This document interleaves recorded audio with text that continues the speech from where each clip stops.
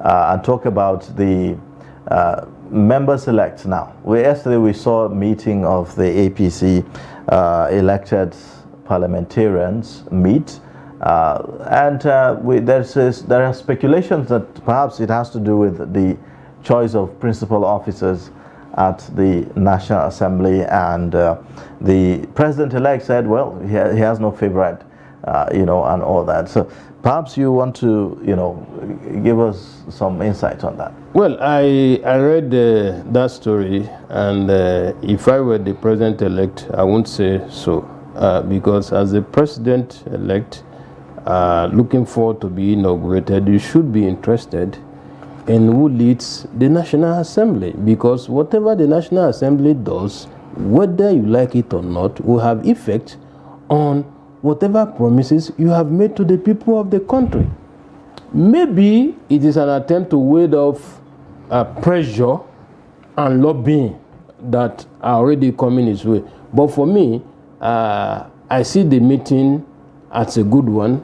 If anything, I hope APC will learn from the mistakes of 2015, because incidentally, I was still, reporting from the National Assembly, when all those lobbying started. And in one of the articles I wrote, I did warn that APC should know that he does not have overwhelming majority, especially in the National Assembly, both the Senate and House of Reps.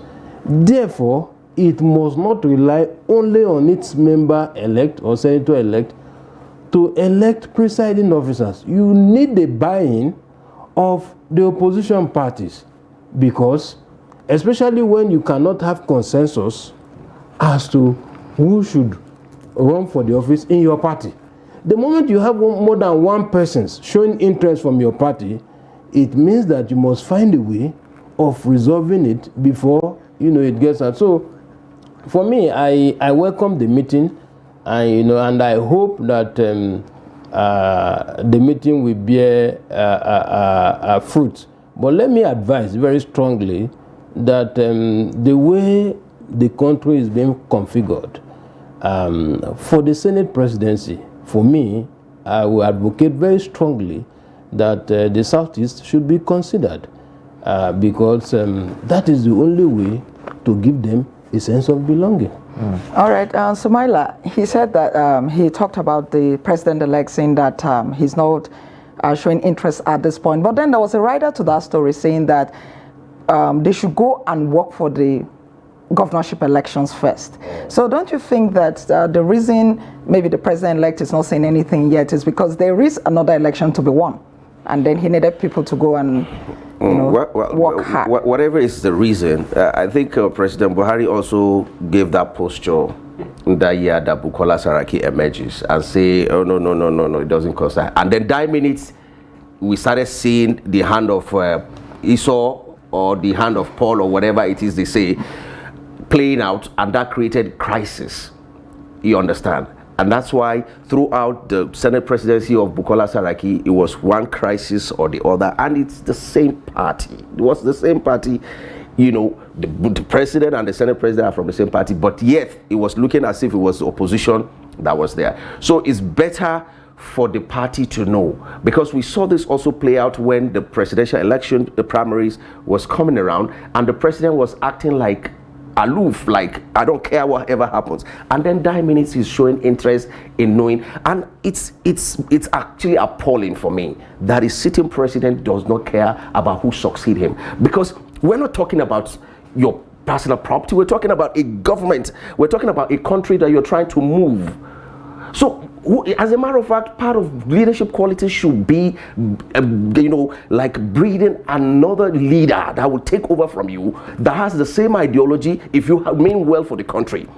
So you should look for like minds if you really mean well for the country, and not the issue of let me chop here, you chop there kind of politics. But really, we're looking for like-minded people who wants to move this country forward. You should be concerned about who mans what, so that you can actually achieve that goal. All right. Well, because of time, let's shift away again to the what's happening right now at the appeal court, and I'm talking about the Osun State governorship legal tussle right now. Yesterday we saw that there was the hearing at the Supreme Court, at the appeal court rather, and we want to just get your take, Samaila, on this, on all that has transpired so far. Arguments over voting, and the other party is saying no over voting here. Well, Osun's election case is an interesting one, and I'm sure most Nigerians are showing very keen interest in it. I listened to the INEC counsel yesterday, trying to draw a similarity between what happened during the presidential election about 2 weeks ago to what happened in Osun. Even though I'm not a lawyer, but as an intellectual, I do know that there are no similarities at the Court of between Appeal, those two Abuja issues, Division. because during the presidential election, INEC came out to tell us that they could not transmit immediately for certain reasons. Whereas during the Osun governorship, as the results was being declared, it was being transmitted. So the issue of network, except you are telling me that because the Beavers report upon which the APC built its case in Osun was based on a certified true copy from INEC generated from their back-end server. Now, if you are not arguing that there was no network, you are not, except you are telling me that for 10 days after the return was made, there was no network to transmit data. Because what INEC told us was that the first Beavers report that was issued to the APC was incoherent, was not synchronized, according to them. Now, they now issued another Beavers report, and the APC got its own Beavers report 10 days after the election was declared as being concluded and winner emerged. They made the return. Now, it was based on that Beavers report that APC filed this petition at the election tribunal. Now, after filing this petition, apparently seeing some of the areas the APC was challenging, INEC now prepared another Beavers report, which they now called synchronized Beavers report. They are now arguing that that synchronized Beavers report supersedes. What they are saying is that that's the complete one. That is what they are saying. But as at the time, what the court asked them was that as at the time you issued the first one, did you tell APC that the one you are giving them is incomplete? They said no. Did you make any attempt to withdraw it, having realized it's incomplete? They said no. And law is not about sentiment, it's not about emotion. It's about what it is. Facts and logic. Now, there is now another third report, which was generated from the physical inspection of the Beavers machine. At the Court of Appeal, Abuja Division. Since there are controversy between the two Beavers reports issued by INEC, the court should rely on their own report, which was generated from the physical inspection of the Beavers machine, where they claim that only 6 polling units had overvoting. But the point is, it wasn't PDP that conducted the election. And so if you did not conduct the election, how can you produce results? So those are the issues before the appeal court. And, election petition is time-bound.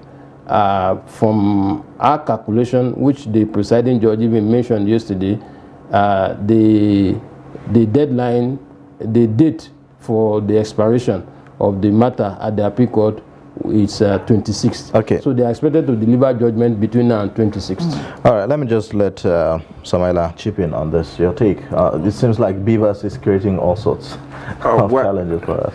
Well, you see, INEC had about 4 years to prepare for another election after one election has been conducted, except for cases of where you have some states where elections are not being conducted at the same time with, like, the general election, that's, I'm talking about the governorship and all of that. But you see, if you had this much time, you brought in the idea of the Beavers and all of that, and then either the company where those things are being produced didn't tell you what are the likely challenges, I think that's actually that undermines your preparations, because you should have envisaged some things that are bound to happen. So what do we do? What is the backup if we encounter this technical issue, or if we encounter a network issue? What do we do? So all this, because we're talking about the general election, where the president is going to be produced and all of that, and you don't want to look like you don't even know what you're doing in the long run. Yeah. So I feel, even if at this time, because they have now the opportunity to right whatever wrong happened in the presidential election, if this same thing continue, and we witnessed, we experienced this during the governorship that is going to be a few days from now, then it shows that INEC was never prepared at all. All right, thank you so much. This is where we would have to end the discussion. Thank you, gentlemen, for joining us. Ismail Omipidang is the Chief Press Secretary to former Governor of Osun State, and also Samaila Musa. He is the spokesperson for the Coalition of Northern Groups, joining us on Daybreak for perspectives on some of the matters arising ahead of the elections and also after the elections. Well, thank you so much. Thank you. Look forward to having you again.